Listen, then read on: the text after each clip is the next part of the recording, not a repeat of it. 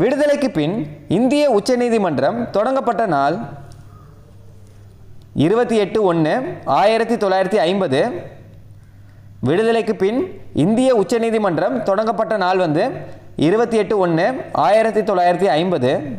பர்மாவானது Myanmar என பெயர் மாற்றம் செய்யப்பட்ட ஆண்டு 1989.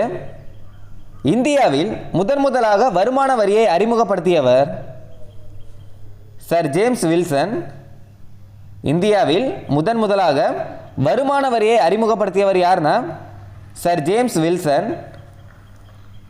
ஆரவல்லி மலைத்தொடரின் மிக உயரமான சிகரம் குருசிகார். ஆரவல்லி மலைத்தொடரின் மிக உயரமான சிகரம் குருசிகார். குருசிகார் எவ்வளவு உயரம் அப்படின்றத கமெண்ட் பண்ணுங்க. தமிழ்நாட்டின் நெசவு தலைநகரம் என அழைக்கப்படும் மாவட்டம் கரூர் மாவட்டம்.